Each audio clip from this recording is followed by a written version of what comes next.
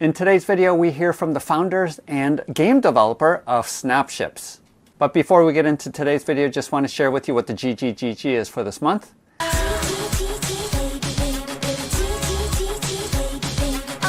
Each month, Bob the Beholder picks some of my Patreon supporters to receive gratitude gifts. And for this month of July of 2022, we have the printed and painted Ghost Ship Dice Tower from Mythic Roll, as well as 2 other Patreon supporters receiving the STLs of this ship. 2 pledges for the X-Terrain Kickstarter that's going on right now. The Sword and Sorcery Ancient Chronicles Kickstarter box that is in hand and will be shipped. The Redgrass Wet Palette that was recently shipped. And $100 to go towards a crowdfunder which the Patreon supporters are currently voting upon.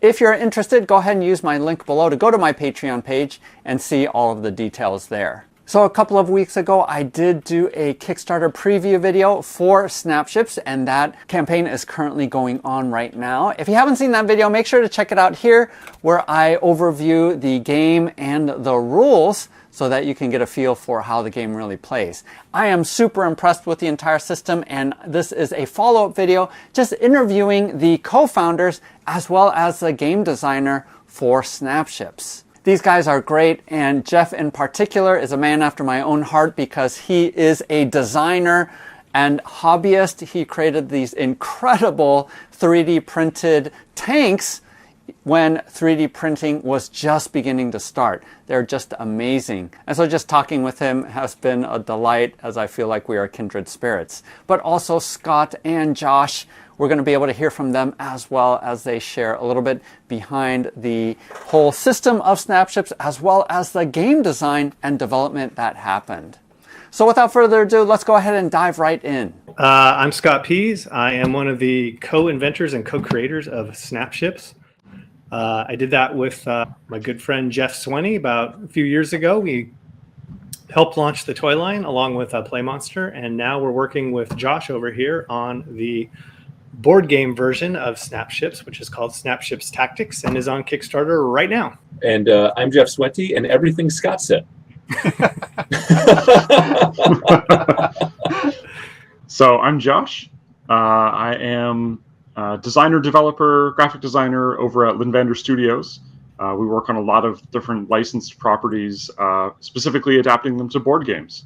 So meeting Scott, I was obviously a fan of the toy first. I discovered Snapships through the toy. Built some cool stuff that these gentlemen really enjoyed. And we got to talking and we're like, why is there no board game? And it turns out apparently that was always the plan.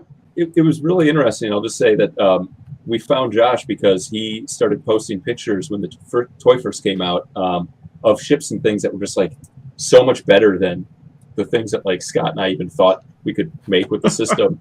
And we saw all these things. We're like, man, this is Don't awesome. oversell it too hard there, Jeff. No. I can't. Everyone look up his Instagram. It's awesome. And it was so cool that Scott and I were like, we should interview this guy. We should talk to him. And so we did an interview for the Snapships YouTube channel. Yeah, and then at the end, he's like, I design board games. And we're just like, what? And the rest is history. So, Scott, why don't you go ahead and share a little bit about how you and Jeff did start off with the intention of having a board game, but ended up creating this whole toy line first. Yeah, sure. So this was, I want to say about, 7 years ago or something like that. I had a concept. I'm a big fan of both video games and tabletop games. Jeff and I made a bunch of video games in our past life, but I wanted to do something in the tabletop space. And my idea was to kind of combine a constructible miniatures system with a board game and kind of unite those two things on the tabletop so that you could build a ship, and the way you built your ship would really matter in terms of how it would play and function. And so I started just iterating with some really crude prototypes, and it was like I was just kind of working with cubes, and I went to Jeff and I was like, Jeff, man, can you 3D print me some pieces, because these things look terrible and I want to try and get the vision across.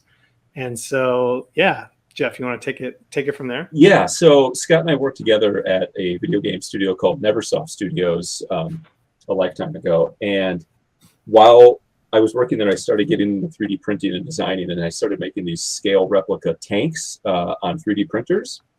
And so Scott saw that I made that stuff, and he's just like, one day was like, hey, do you think you could make like I think it was like an engine, a gun, and like a conning tower for a ship that snaps into these blocks that Scott had. And I'm like, sure. So I spent a weekend and I made like an engine, and they all worked. And then I'm like, well, it'd be neat if it was a different type of engine as well. So I made that one, and it'd be neat if there was a nose cone and wings. And after like, I want to say it was just like 2 weeks, we ended up with like a couple dozen parts that all fit together to start making ships. And it was immediately fun and cool and neat because I'd never really seen anything like that before. And it was easy to put the stuff together. And I don't know how long it was, Scott, we just kept making more parts before one day we said, maybe we should just make this a thing that you make ships out of. That might have been pretty early. I don't know.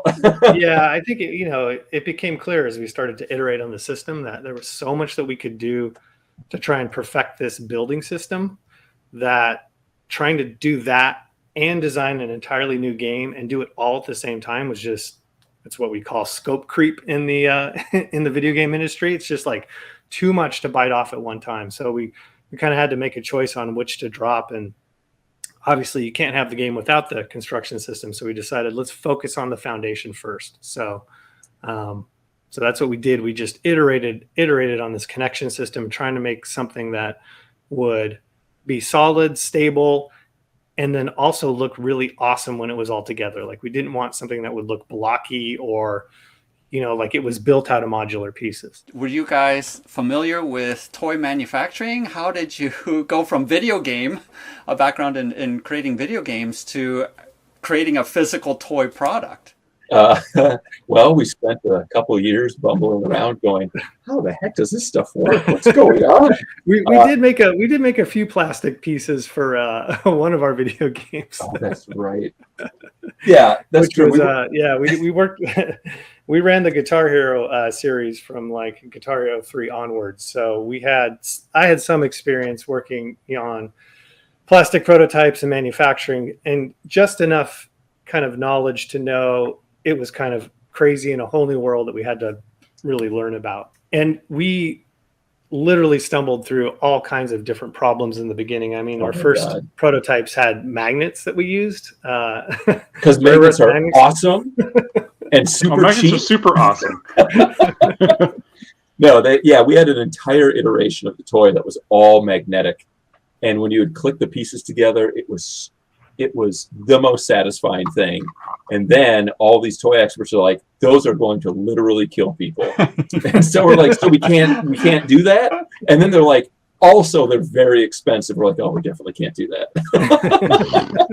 So we had to go back to the drawing board like 3-4 times, I think. And like, we had a snap system with like little snaps and then pegs. And then finally, kind of hit on this idea of doing a soft inner core with a hard outer shell, which I think, is a really unique system.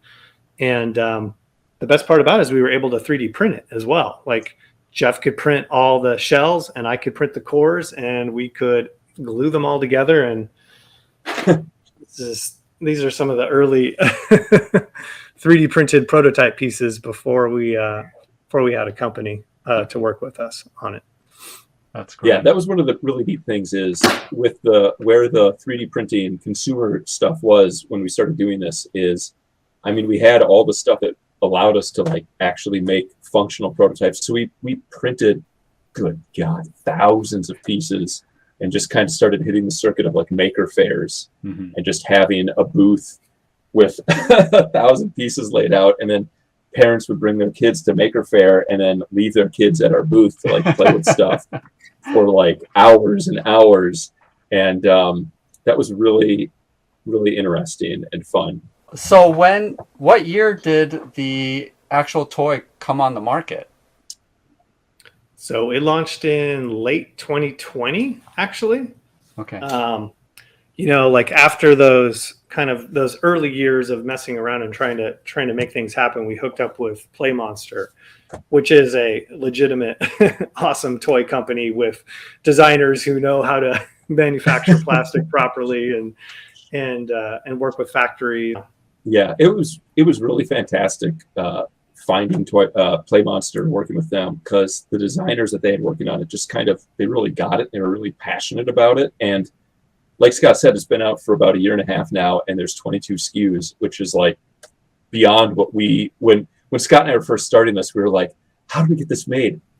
What can we feasibly do? And I think working with Play Monster has allowed us to have so much more variety and stuff out there than we ever thought we could have, which now that we're, hooked up with Lynn Vander and Josh and we're making the game, the really awesome thing is we never would have had this variety of stuff and this like scope of parts and pieces to like use if we had just started making the game first. So Scott wanted to start doing the game, and then it kind of like, we took a detour into Toyland, and now we have this huge stuff to draw on, which is awesome, because I don't think there's any other game system, if there was like a bespoke game system doing this, that would be able to have all of this variety, all of these options that we could do moving forward. It's really exciting.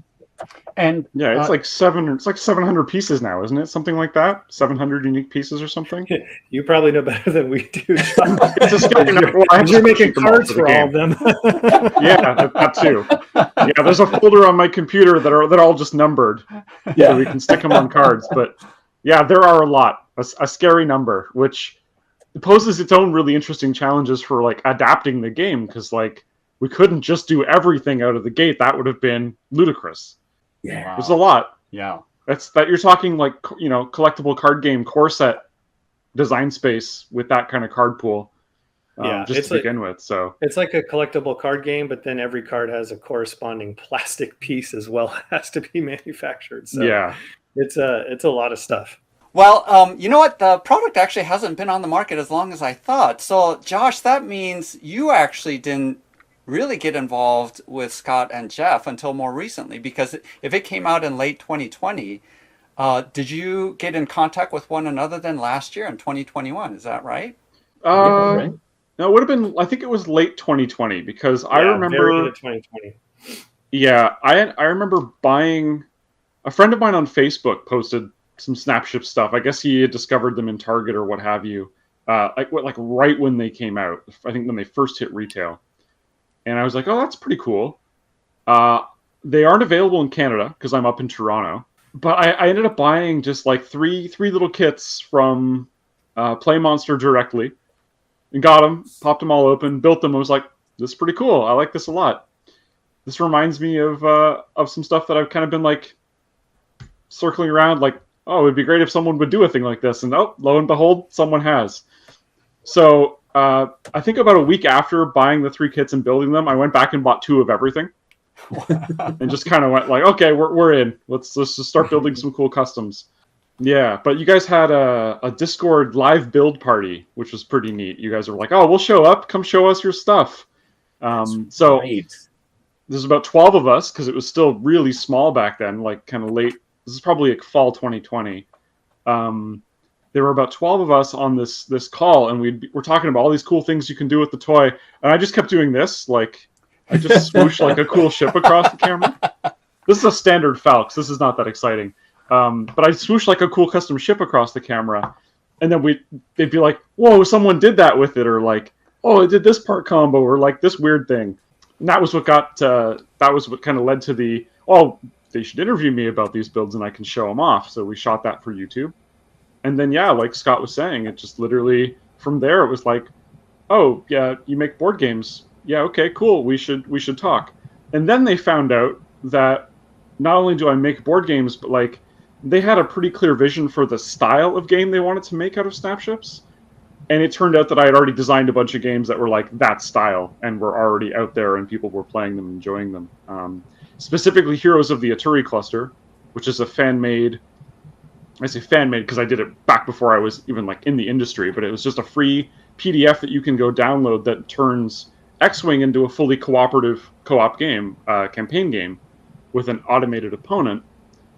And then that kind of launched my board game industry career, and we ended up doing something called Star Trek Alliance for WizKids, which is basically a self-contained starter set to play, co-op play Star Trek Attack Wing. So both of those were under our belt and actually came out. Star Trek Attack Wing Alliance had just come out, actually, when we were kind of getting on the Snapships bandwagon. It was really well received. So it was cool that we had kind of this whole foundation of like, not only am I super into the toy, that I like the creations I'm building, but also I've been designing games in this style. Yeah, most people have never seen this. This is in 2010 when I graduated university. This was my thesis project. Yes. It's called Astral Vanguard. It looks awful. But the cool part about it, and these don't even have, I can show you the 3D printed masters here because they're in this box, but this looks a little bit like the thing Scott was showing off. You can see the little ports there, actually. So this is literally a tabletop miniatures game with some modular bits. And it's so weird that, like, I did that game, worked on it for like six months after graduating, and was like, I should do something else, and just shelved it and just like completely put it away. But I dug it out again and to show these guys, because some of the game ideas and mechanics of how that prototype got put together actually informed Snapships. Like, if you put the two side by side, there's some interesting relationship there between, like, this was an idea that's just had a long time on the back burner to simmer. And you know, a lot of people will attribute some of their success in whatever field to luck. That luck plays actually a major part in just success and meeting the right person at the right time. And it seems like that this is one of those circumstances where it was sort of dumb luck that got the three of you together. It was very smart, handsome luck. It was fake, Mom. It was fake. It was fake. Right? You know, honestly, if we could have designed a lead designer and incubated him in a jar, we would have come up with Josh. Like, he has the absolute perfect background to take on this project, and the work he's done on it is absolutely phenomenal. I mean, the way that the systems all came together, really cool. Yeah, and Josh, one of the things I was telling both Jeff and Scott, what I really enjoy a lot about the game and system is the integration of not just tactically on the board where you place your miniatures, but also the Euro resource management aspect of it as well. And that's one of the pieces that I really am excited about Snapships, why I enjoy the game a lot. So how much of that integration of sort of resource management as well as sort of the tactical, you know, that's standard for most miniature games, was that a part of even your thesis, or was that from the outset something you wanted, or did that iterate in later? So the first thing, like, because we've done a ton of different licensed properties at Linvander, the first thing that always happens is we really do a deep dive on researching the property and figuring out, okay, well, what is it that fans really like about this intellectual property? Where are the opportunities to make really cool things that leverage that property in cool ways? For Snapships, we actually pitched Scott and Jeff 3 different games. One was like a little bit more like FTL. You were cooperatively building a big ship to sit in the middle. There was one that was a little bit more of like a pick up and deliver game where you were building little units and moving them around. It was actually had a board with tiles. But the one that they were the most interested in was the tabletop miniatures game, kind of in the same vein as like a Battletech, Warhammer, or X-Wing kind of situation. And we weren't sure initially if it was going to have free-form open movement or if it was going to have some kind of grid. And I think very quickly we decided that, like, the scale of the toys being what they are, it made more sense to say, well, you can play it on whatever surface. So let's make a system that doesn't require a game board. You can dress it up with a nice play mat, but you can really play it on any surface. And then once we kind of had that figured out, we were like, oh, okay, well, it really is a little bit like X-Wing then, that you've got this, like, model on a base and then some kind of movement ruler or tool to move it around and something to measure range.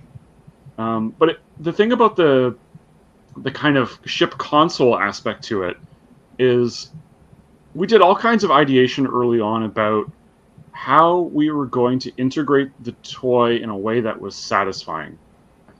Because, like, it's one thing to say, oh yeah, build this ship, here's your stat card for this Falx. But like, and just plop that down on the table. But like, doing that is a disservice to the fact that the entire toy line is fully modular and, compatible, right? And in our quest to try and make a game that was accessible as possible for a younger audience, like, the same audience that was buying the toys, we really hit on this idea of like, no, it should have as few different components as possible. We should leverage them all to maximum effect, but we should still have some depth in there to really reward you for building and optimizing a ship model. And in some ways, the building part of the game is actually more involved than the actual tabletop experience, just in terms of like how far down the optimization rabbit hole you can go with like which piece does what. How am I going to play this efficiently? The battlefield is just the place to test and see if your ship performs properly, right? Yeah, we definitely wanted to make sure that the game encouraged people to build and wasn't just like Josh said, like you build a model and that's what you use. That's the only thing you do. Having a thing where we encourage you to make different things, and so the turns, like how long it takes to actually go through a game, is important, right? So that you can do a game and go, oh, I'm going to change it, I'm going to experiment, I'm going to try different things. And so we really, really want to make sure that people get that experience and play with the ships and build different things more. And I think the game did a really good job of hitting that that sweet spot. I think one of the key concepts with the toy is that it's quick to build. Things are chunky enough that you can pretty quickly assemble a ship, and if you don't like it, you can tear it down and try a new one.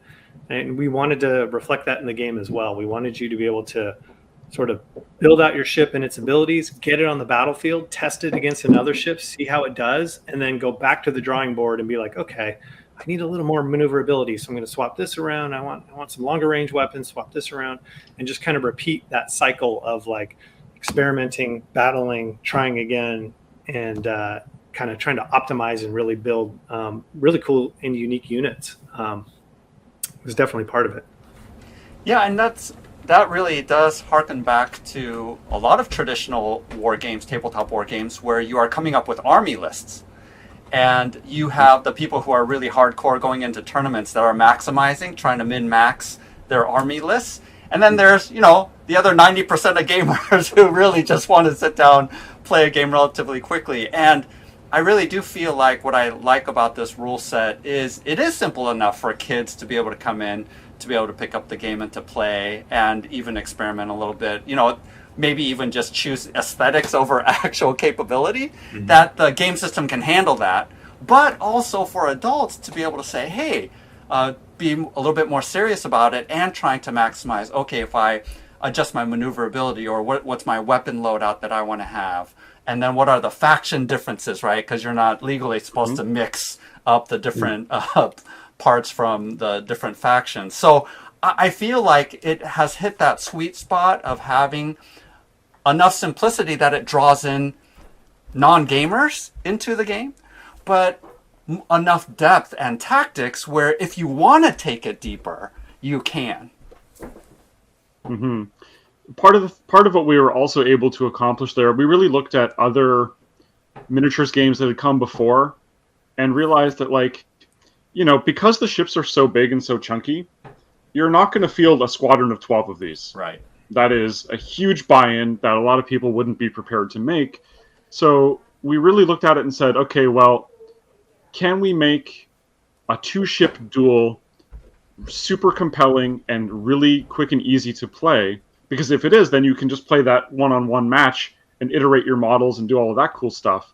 But if you really want the crunch of a heavier game and you're willing to do that and you've got a few extra ships, a lot of our testing and a lot of our design has actually been around, like, 3 ships on 3 ships at like the squadron level. And you play that on the same size play area, but then you start to get really interesting, not just how the individual units work, but how they work together as a team with their various synergies, right? You've got like the fast flanker on your team that's going to swoop around behind and do, cannon attacks, while you've got like a support ship in the back pulling heat off of a missile boat that's just pumping missiles down to control the battlefield. Like, you can do all of these really interesting sort of teamwork strategies by having a few more models on the table. Scott and Jeff, how much has this version of the game that's come out fit sort of your original thoughts, or maybe you had a rough draft in your minds when you were originally coming out with Snapships, first designing it? How much has this sort of final design matched up with what you guys were thinking was going to be the game aspect? Man, that's tough. I mean, it's kind of way beyond, I guess, what I thought was even possible, to be honest with you. Like in my original conception, it was just, it was a much, I guess, I don't want to say simpler, because the game that we've come up with is a really clean and simple rule set, but it's so foundational, I guess, is what's really exciting about it is the rule set.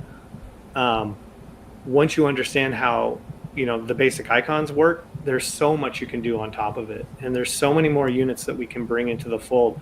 And every time we bring in new units and new abilities and new powers, the fact that everything is interchangeable and customizable just means all the early stuff that you played with gets so much more interesting. And we're kind of seeing that in playtesting even right now.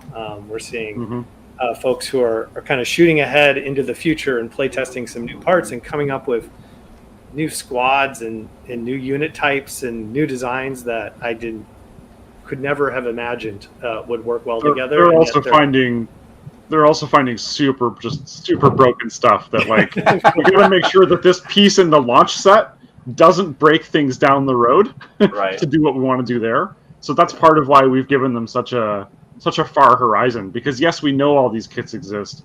Yes, we absolutely want to support them all because they're awesome, and having them in the game would be fantastic.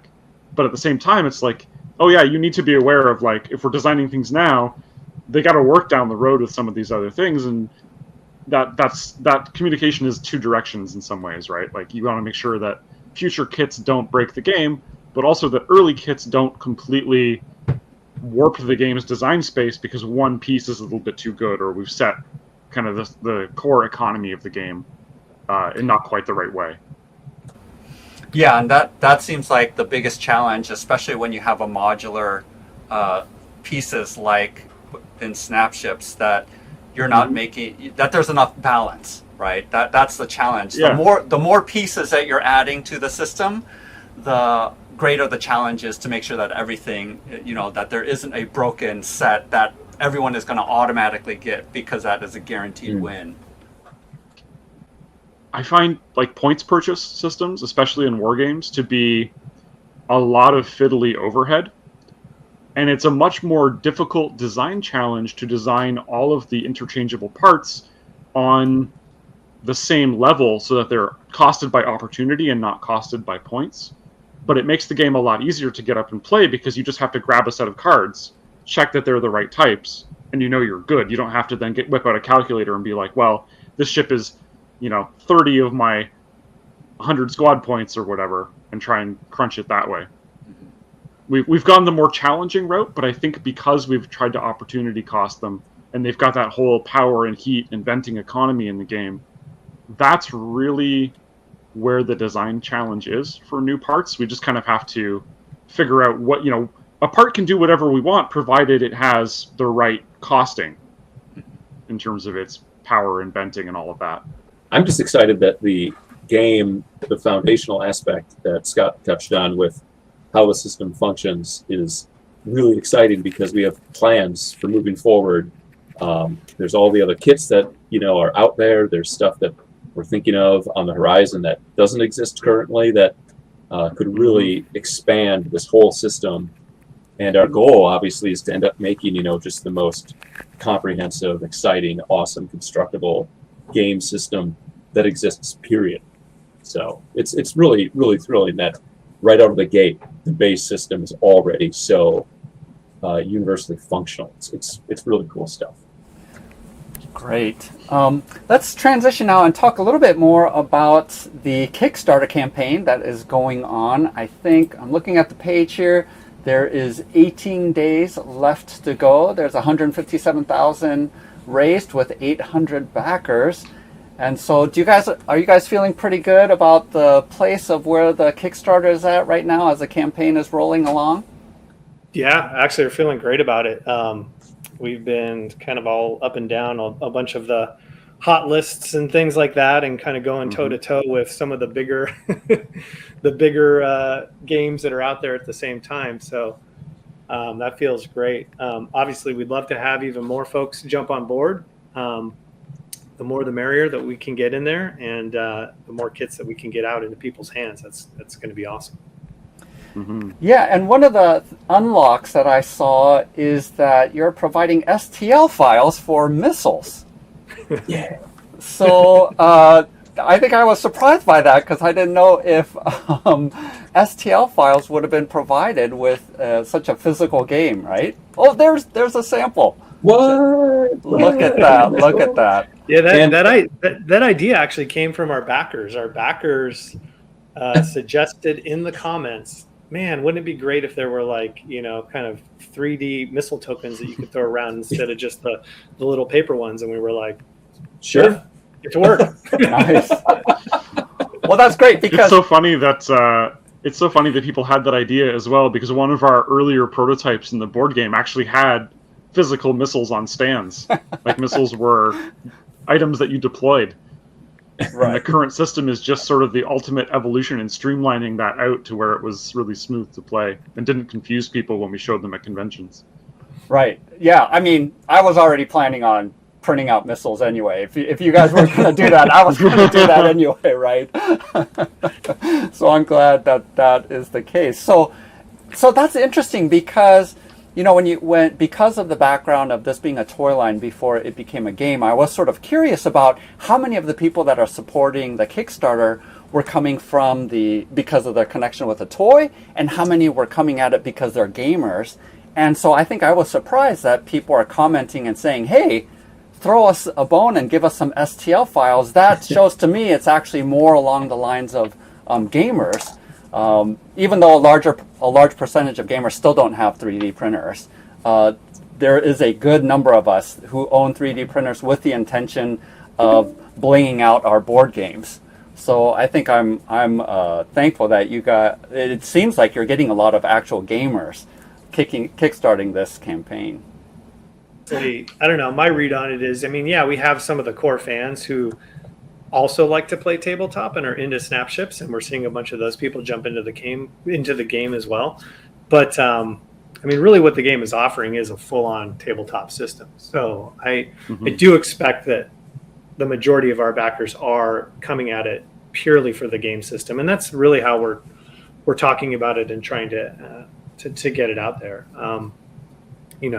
The toy in and of itself doesn't really do anything. It looks really cool on your desk, but you really need the whole game system to bring these things to life and to actually be able to play with them and battle them across the tabletop.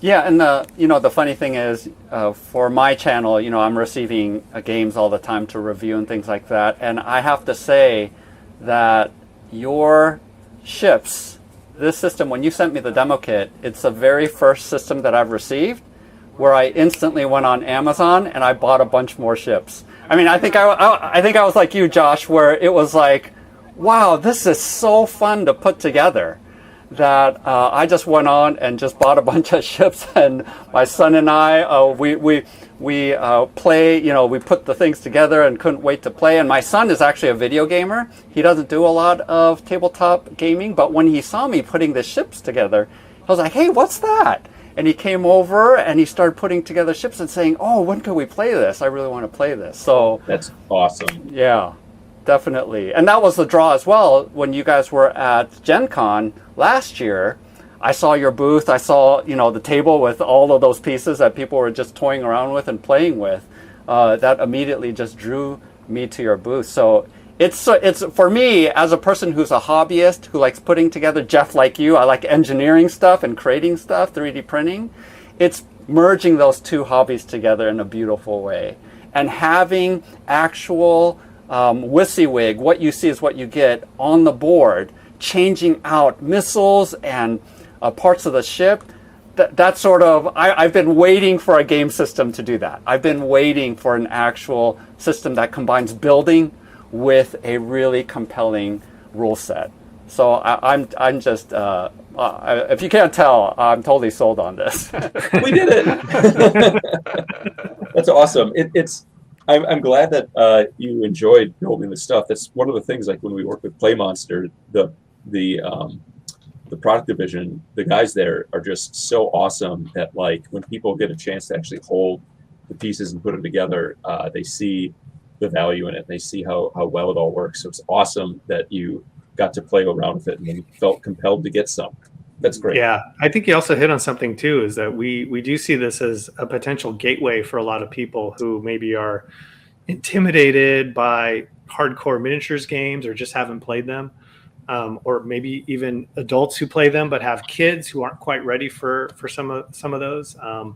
The toys and the building and the experimentation and the quick play kind of hopefully brings those people together and kind of can introduce them in a nice, clean way to the hobby and get them involved.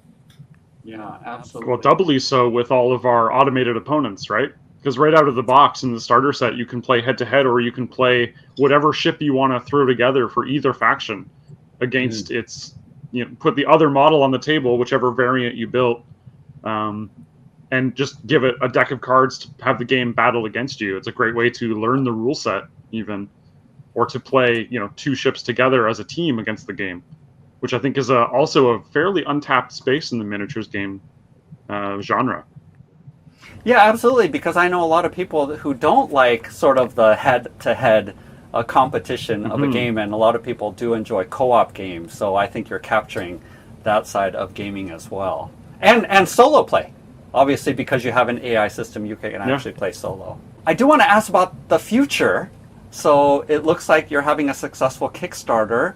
What are some things that we as people who are buying in to the system, what are some things, hopes and dreams that you have? Of course, a lot of it is dependent on, even beyond the Kickstarter reception in the market. But what are some thoughts, some hopes that you guys have for the future of Snapships? Sure. I mean, obviously, you can tell with the Kickstarter, we're just kind of scratching the surface, right?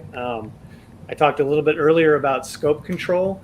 There are so many kits out there and so many options and so many types of units that we did have to kind of, for this Kickstarter, just scope it down into something that we felt we could execute extremely well. And that was our main goal with this first release, is get something out there that lets everyone know how awesome this is and is really well balanced and really well thought out.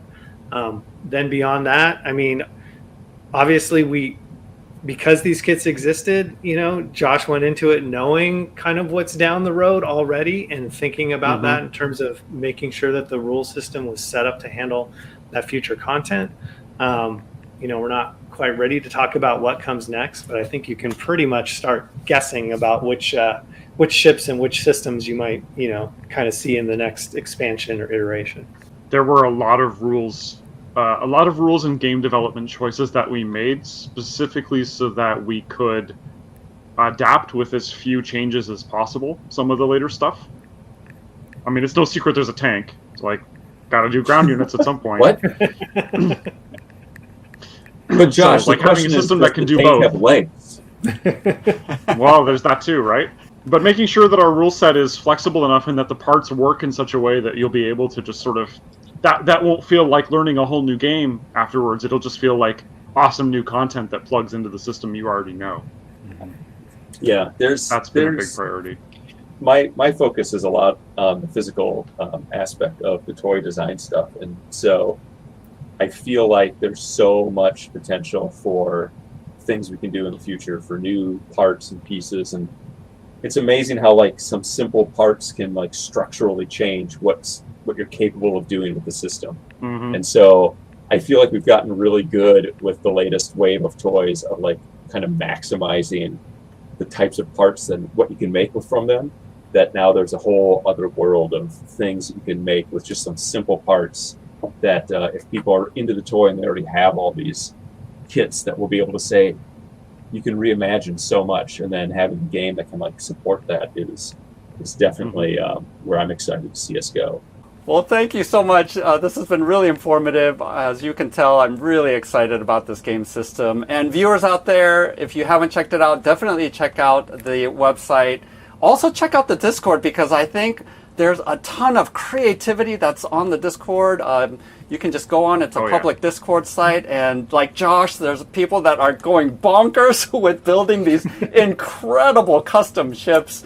It's just a delight just to see. So make sure to check that out. Also link all of your social media sites as well if you want to get more involved that way as well. But thank you, the three of you. Good luck moving into the future, but I'm so excited about this game and am excited to see what's going to happen as well. Awesome. Thank you for taking the time to talk with us. We really appreciated it. So there you have it. Hopefully this was entertaining for you and informative. And again, if you haven't checked out the Kickstarter, go ahead and use the links below to go to their Kickstarter page so that you can jump in before that campaign ends. By the time I post this video, there will be approximately a little more than 2 weeks left of the campaign. So make sure to check that out. Also, hit the like button and subscribe. Stay tuned with not only Snapships, but also a bunch of other tabletop miniature games, as well as 3D prints, as I cover that on my channel. Otherwise, happy gaming. We'll see you next time.